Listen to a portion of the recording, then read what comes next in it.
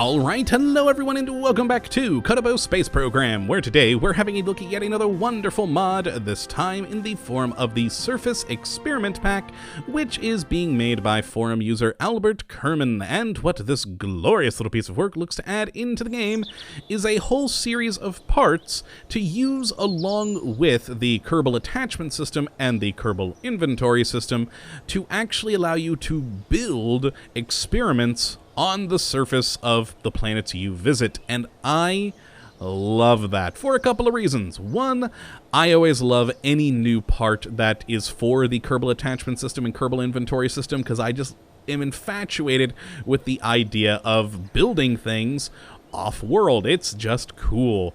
Two, I like science. It's kind of what I do for a living, and so I always love seeing additional science experiments added into the game. And then finally, 3, I love the fact that these particular experiments actually require you to do work to set them up. It's not just a goo pod attached to the side of your ship that you right-click and record data from. You physically have to build these experiments for them to work, and I like that extra amount of effort that it takes for it, because it makes that science all the more special. And so let's just jump right on into the VAB and have a gander at what all does make up this particular mod pack. Now normally we'd grab like a Mark 1-2 command pod for size comparisons, but let's actually grab the remote guidance unit, because, well, it's a nice flat surface to show off all these things, because size-wise, they're all gonna be small, because remember, it's to be used with the Kerbal attachment system and Kerbal inventory system, so your Kerbal has to be able to carry it in their backpack. So, let's head down to the EVA items tab, which is where you'll find all of the parts jumbled in with the various Kerbal inventory system parts. Now, sadly, there is no use of a custom manufacturers tab or anything like that, but hopefully that will come down the road, because this actually is still in development mod, as with most of the things we look at. And yeah, so hopefully that will change in the future. But for now, let's take a look at the first part, which is the Scp Central Station, and this baby right here is the heart and soul of this entire mod pack. This is essentially a probe core, a transmitter, and a battery all wrapped into one. In every one of your scientific experiments that you build down here has to be connected to this. You have to attach it via these power transfer conduits right here, which plug into, if we move this forward a bit, these 4 plugs that you see right down here. So they will attach from the experiment to the central station, which the central station will then provide those experiments with power, and also serve again as the transmitter to send them back to the Kerbal Space Center. Now, it does actually have its own experiment to the Run Central Station tests, and then holds 300 electric charge. Again, heart and soul of this mod. Everything has to be attached to it, and it's got a lovely little antenna that just kind of pops up. I kind of like that. And plus, the modeling and texturing on this thing is beautiful. You know me, I always love a beautiful model, and this is certainly one. It's got a lot of great detail to it, and just very, very well made. Now, of course, you got a pretty decent battery in this thing of 300 electric charge, but you may need more, so that's where the SEP power station comes in, which is essentially just a battery that you can plop on the ground, which holds 200 electric charge, but beyond that, it also has more of these attachment ports for the power transfer conduits. Again, remember, the power transfer conduits have to attach the central station to your experiments, and the central station only has 4, so if you need more than 4 attachment points, say if you have all 6 of the experiments here, well, you're gonna need something like this power station, which has 6 ports, 1 on the front, 1 on the back, and 2 on each of these handle-looking sides right here. So you have plenty of different attachment points. If we actually grab one of these conduits real quick, you can see all those different attachment nodes all put together quite nicely. Now, again, you may need more power than just the 300 battery here and 200 here, so that is why there is also a small solar power array that can power your different scientific experiments at a rate of 42 electric charge per minute, which is quite handy, but first you're going to need this structural girder. Now, you may have noticed this weird little platform here on the central station. This weird little platform is specifically for this central girder. If we grab it, it attaches right onto there very nicely, and then these solar panels attach there. As you can see, they're very small, very sleek, very nice little solar power arrays. And when extended, they just pop right out and fold open. Very cool, and provide, again, a decent amount of power. Now, we're going to head to the Science tab because, well, we've powered everything, so now we actually need the scientific experiments. And they're a bit better grouped together in here, so we have 6 experiments in total, the first of which is the SEP-R01 Retroreflector, and I love the look of this thing. It is one of my favorite parts in the mod just because of the glorious modeling and texturing to it. It's very cool.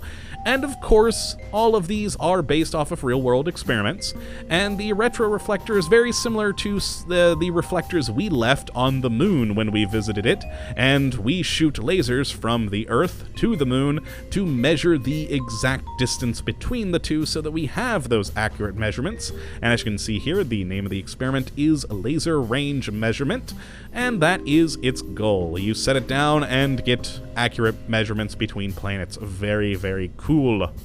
Now, the next experiment here is the Cold Cathode Neutral Ion Detector, which, well, you know, detects ions. Good times indeed. Now, this one is a bit more interesting, because it is for measuring exospheres of planets, and so it's meant to be used on planets that have no atmosphere. So, yeah, again, cool part, very nicely modeled, very nicely textured, but specifically meant for planetary bodies, or moons, of course, with no atmosphere whatsoever. If you use it on a planet with atmosphere, it just won't do anything. The next test we have is the Solar Wind Spectrometer, which measures solar winds, and this baby, also, again, a very cool model, kinda looks a bit like R2-D2, and who doesn't love that? It measures solar winds, and like with the Ion Detector, it too can only be used on worlds with no atmosphere. It needs that no atmosphere to properly measure those solar winds.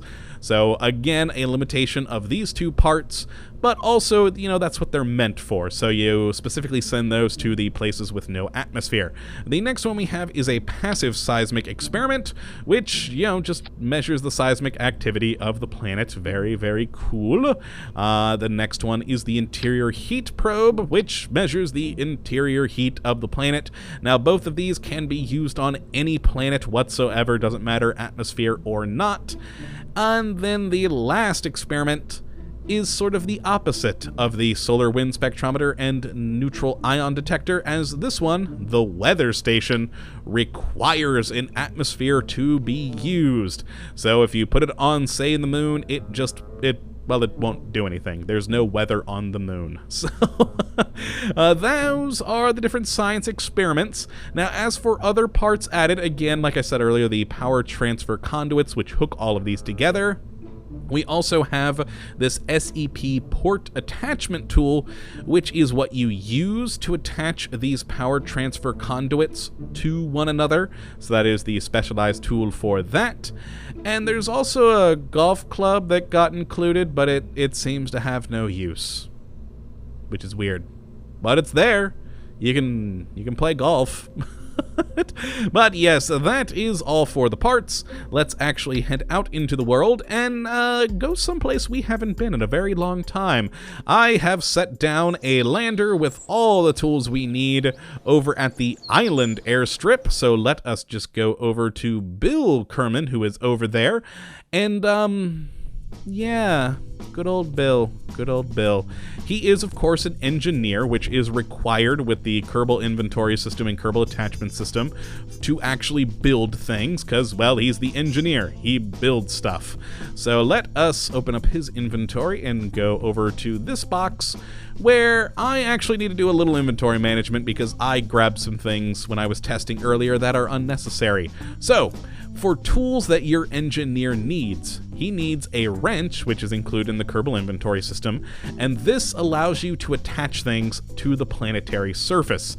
So things like this central station will be attached to the ground using the wrench.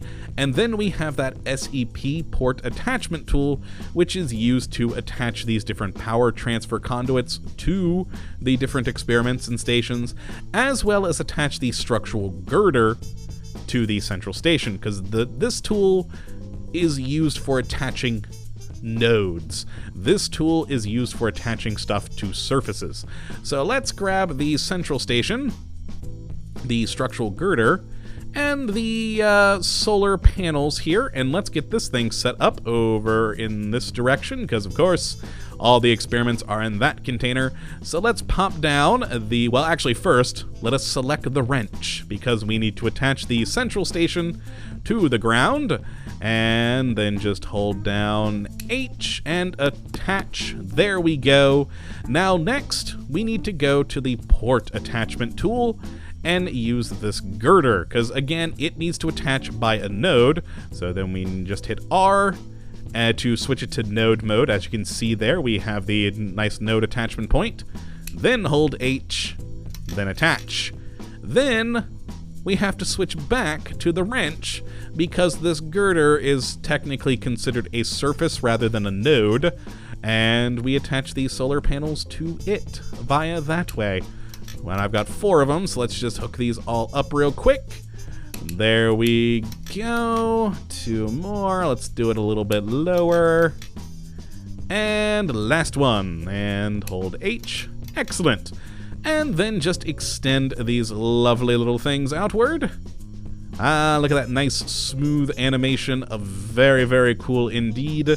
And I really think I put too many lights on that ship. Alright, there we go. That is all set up. So we have our central station with power generation going, because it has the solar panels now, and we should be able to run this experiment for as long as is necessary with those solar panels. So let's go back to this inventory, grab the power station here, and all of the little transfer conduits. We're going to need every last one of them.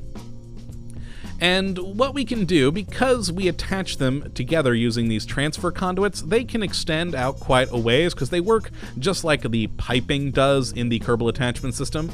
So we can build, say, our experiments out over here. So if we rotate that around, hold down H, attach that, and then back to the screwdriver for the power transfer conduits.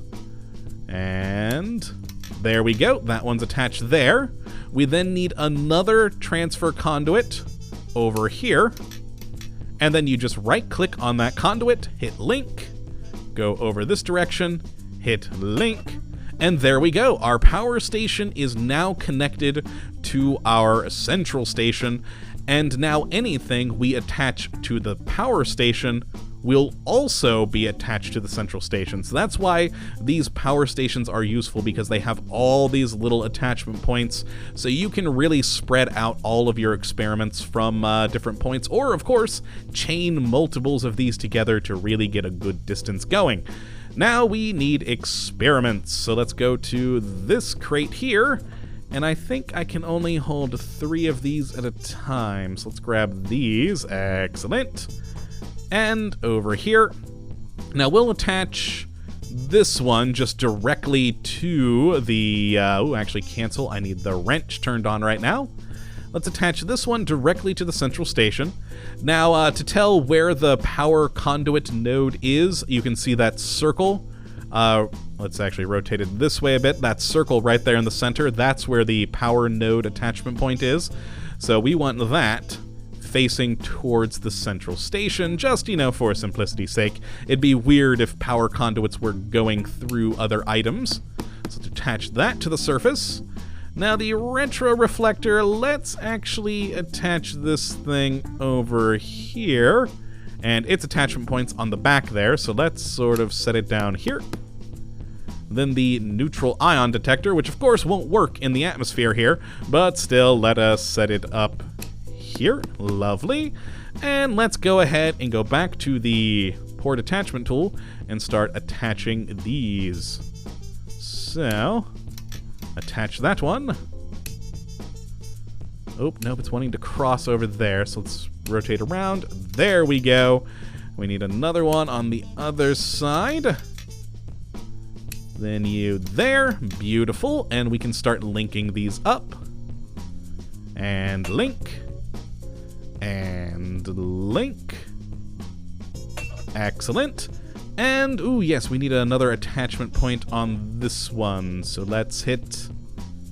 Yeah, right there should be fine. Link that to... Oh, no, I don't have a link yet. We actually have to build this one. There we go. Excellent. So that one is attached directly into this, and I just gotta go look at this cute thing. It seriously looks like R2-D2, and I love it for that. Oh, I love that little thing. All right, let's go back to the container, grab the remaining 3 experiments. And I'm actually not really going to show off the experiments being recorded because of a couple of reasons. One, well, once you actually have everything built, it works just like any other science-y thing. I'll actually go up to this one here. You just right-click and take a measurement. So yeah, it's just going to pop up with the little screen saying, here's how much science you grabbed, etc., etc. And, well, I'm in sandbox mode, so it's just going to come up with no science recorded, because sandbox. But yes, it works just like any other science experiment once everything is set up and good to go. With one exception that I probably should mention here as I'm building the other things, you have to have a scientist. Bill here is an engineer.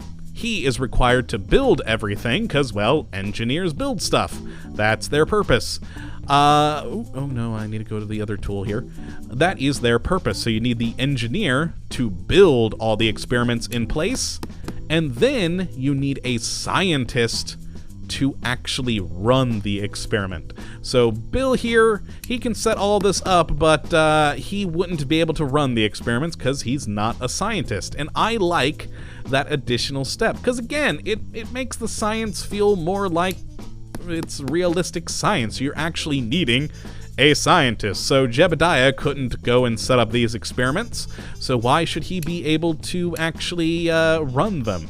So you need the engineer to build everything, and then the scientist to actually run the experiments.